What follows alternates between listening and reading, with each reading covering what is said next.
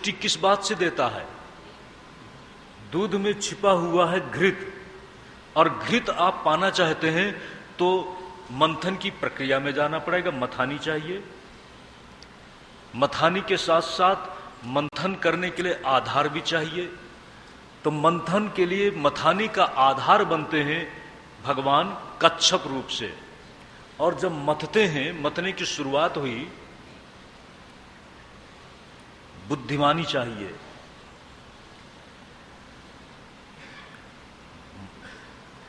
मथने का साधन रस्सी तो चाहिए ना, तो रस्सी की जगह पर वासुकी नाग को रखा। देवताओं ने कहा हमारी एक शर्त है, क्या? कि जब रस्सी पकड़ने का प्रश्न है तो हम पूंछ नहीं पकड़ेंगे। देवताओं ने कहा हम वासुकी नाग की पूंछ की तरफ नहीं रहेंगे, हम मुंह की तरफ रहेंगे। असुरों ने कहा हम कोई कमजोर हैं जो पूंछ पकड़ के चलेंगे? असुरों ने कहा कि हम तुमसे कमजोर थोड़ा हैं जो हम क्या बोलते हैं, पूंछ पकड़ के चलने वाले को कोई बहुत आदर से तो नहीं देखते ना, बोलते ना क्या पूंछ पकड़ के चल रहा है। तो देवताओं ने कहा कि हमारी यह शर्त है कि हम मुंह की तरफ रहेंगे। असुरों ने कहा तुमसे हम कोई कमजोर हैं जो हम पूंछ पकड़ के चलेंगे? ये तो हमारे अपमान की बात है। देवताओं ने कहा कोई बात नहीं, अगर अपमान का प्रश्न रख रहे हैं, इसको प्रेस्टीज का इश्यू बना रहे हैं आज की भाषा में, तो कोई बात नहीं, चलो हम ही पूंछ पकड़ लेते हैं। देवताओं ने चतुराई की, और उसी चतुराई में हमारे प्रेस्टीज का प्रश्न बनाने वाले असुरगण झुलस जाते हैं। जिस समय मंथन हो रहा था और वासुकी नाग पर बल पड़ रहा था, तो जो वायु निकल रही थी घर्षण के बाद, उससे असुरगण काले पड़ गए, और जो कुछ आसपास में थे थोड़ा निकट में देवगण, वो भी काले पड़ गए। लेकिन एक बात है, कोई भी बड़ा उद्योग करने के लिए सज्जनों, जो श्रम करेगा, श्रम का परिणाम सुखद होगा। लेकिन जब तक परिणाम नहीं मिला है, तब तक तो कुछ सहन करना पड़ेगा, कुछ थकावट आएगी। कोई सेठ ऐसे थोड़ा बन जाता है, सेठ बनने के लिए भी सहन करना पड़ता है, कुछ त्याग करना पड़ता है, इंतजार करना पड़ता है, मुरझाना पड़ता है। श्रम के साथ साथ उसका सौंदर्य भी प्रभावित होता है। ध्यान दें सज्जनों, देवताओं ने भी कहा कोई बात नहीं। मंथन करते करते सबसे पहले जहर निकला। ध्यान दें सज्जनों, जब जहर निकला तो जहर बड़ा सांकेतिक यहां पर रूप है कहानी का। शुभ को पाने के लिए पहले पहले कुछ ऐसा मिलता है जो अच्छा नहीं लगता है, लेकिन घर्षण करते चले जाओ, तुम्हारा उद्योग तब तक सफल नहीं माना जाएगा जब तक तुम्हारा लक्ष्य तुम्हें नहीं मिल जाता। अमृत पाने के लिए जहर को भी स्वीकारना पड़ेगा, लेकिन जहर को कोई स्वीकारने को तैयार नहीं है। उस समय सबने याद किया। अब ये समझ में नहीं आता कि सबको बाबा जी क्यों याद आ गए।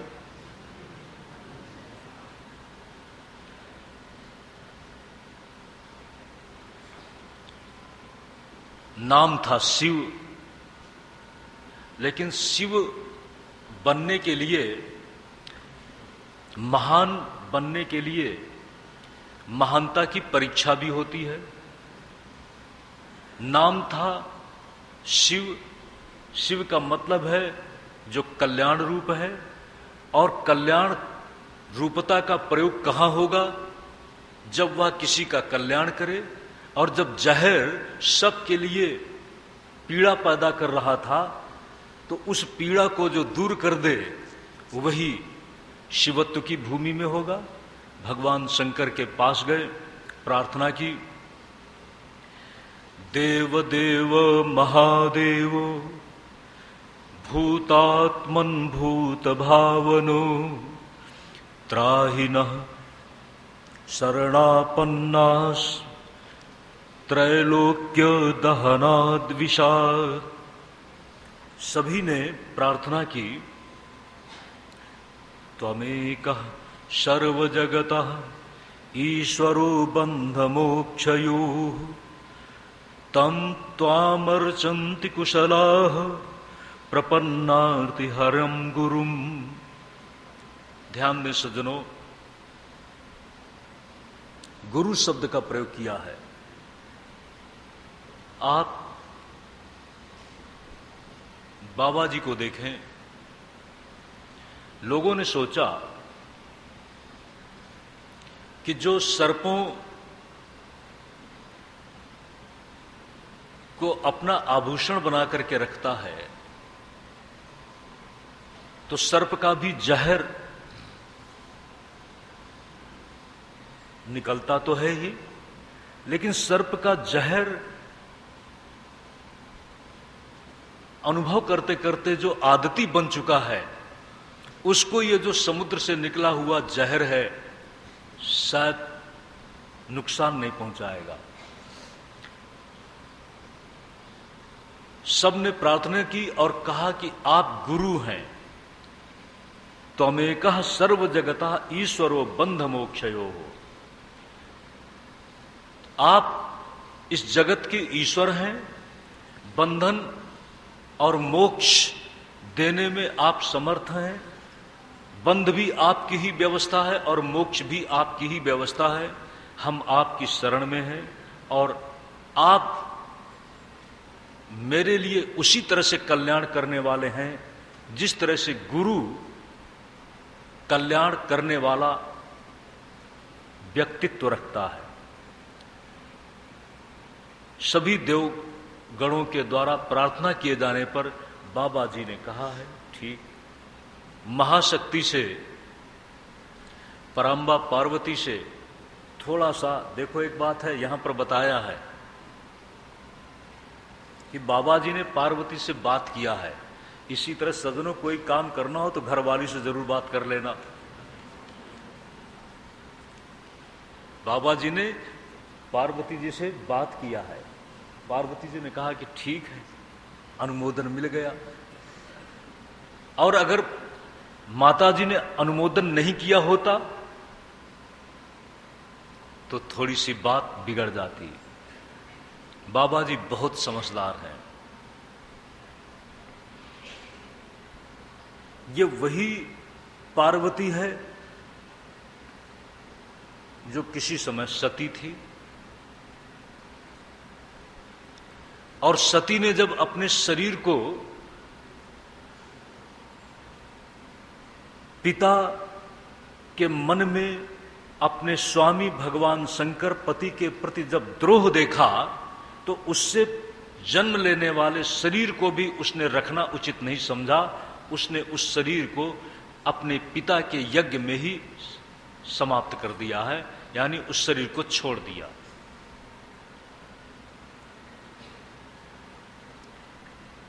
बाबा जी महा प्रेम की भूमि में है। जिस समय बाबा जी को पता लगा है, उस शरीर को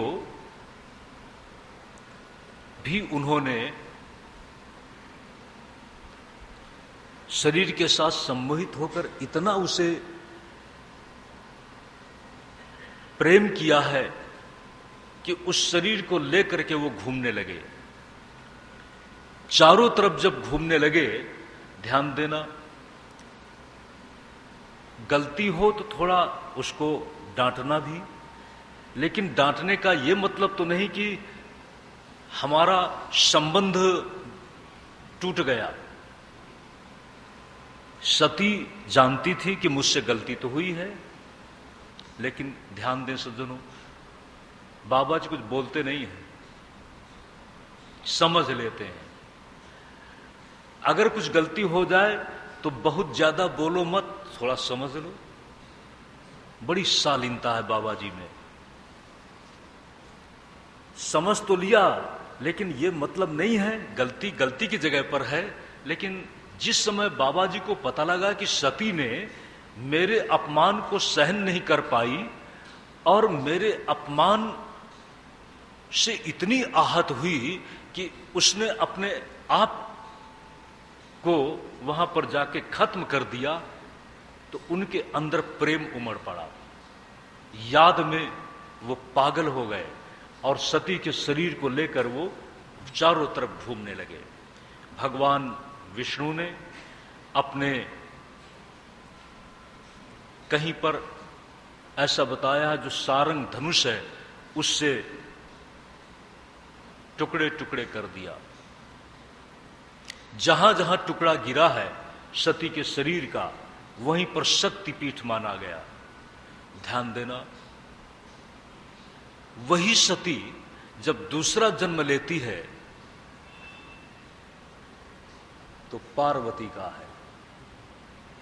पार्वती का मतलब है कि अब उसकी श्रद्धा उसी तरह से अचल है जिस तरह से पर्वत अचल है। पर्वत विशाल ऊंचाई रखता है, अपने में तरह तरह के वृक्षों को, तरह तरह की वनस्पतियों को, सब कुछ अपने आप में वह संग्रहित किए हुए है और अचल रूप है। पार्वती उसका प्रतीक है। अपनी निष्ठा में सती के रूप में दक्ष का संस्कार था तर्क कुशल होना, तर्क प्रियता, लेकिन जब वह पार्वती के रूप में है तो अब उनकी निष्ठा अचल है, स्थिर है। ध्यान दें, बाबा जी ने देखा कि है तो ये अनुरागिणी, इसलिए बाबा जी, आपने देखा है, वागर्थाव्यो संप्रक्तो वागर्थ प्रतिपत्तये जगतः पितरौ वंदे पार्वती परमेश्वरो, ऐसा बताया है।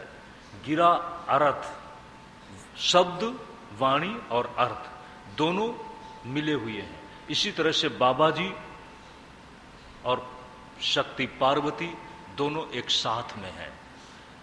बाबा जी ने पार्वती जी सलाह की और सलाह करके कहते हैं हाथ में रखकर उस विष को उन्होंने पी डाला, और पी डालने के बाद कहते हैं ये गला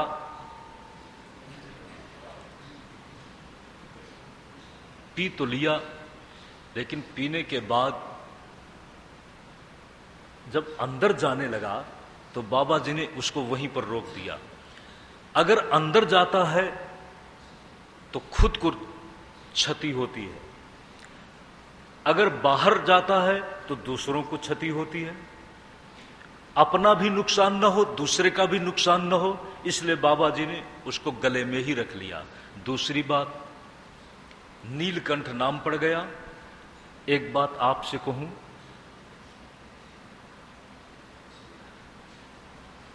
कभी कभी आपके जीवन में दूसरों के द्वारा आपके मर्म को चोट पहुंचाने वाली बात आपको मिलेगी, व्यवहार मिलेगा, अपमान मिलेगा। तो क्या बोलते हैं, अपमान का कड़ुआ घूंट पी लेना।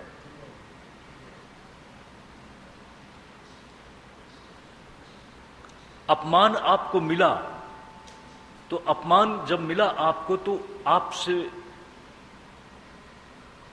अगर अपमान के प्रतिकार में शब्द निकल गए तो शब्द से आपका व्यक्तित्व बिगड़ जाएगा।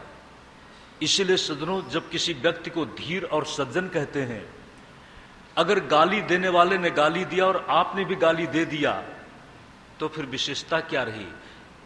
आपकी गाली मुंह तक आई है लेकिन आपने न तो बाहर निकाली और न अपने आचरण में वैसा आने दिया। आप गाली किसी को कब देते हैं?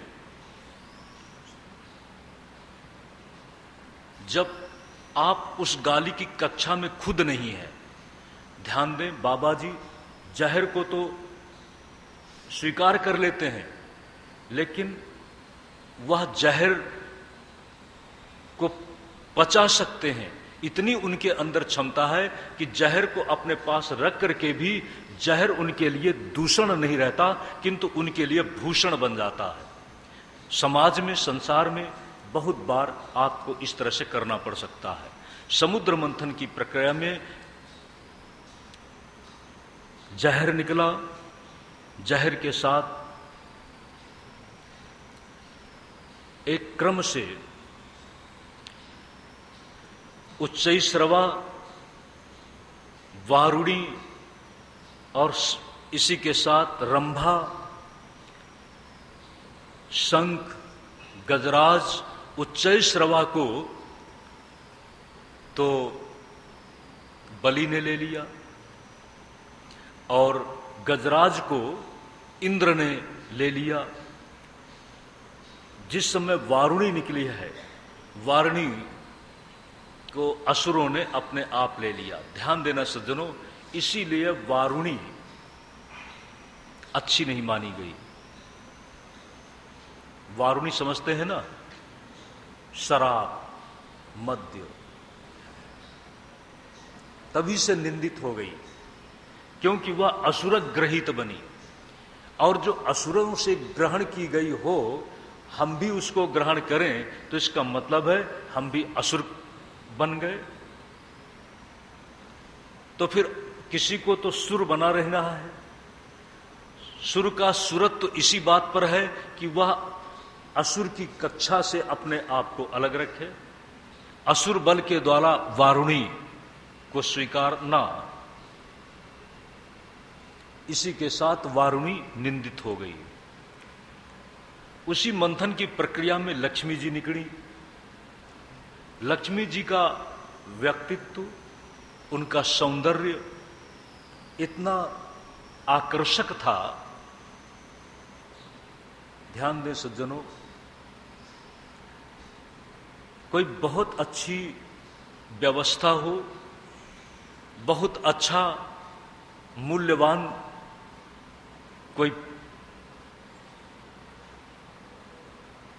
पद है या कोई चीज है तो जरूरी नहीं है कि वो सबको मिल जाए।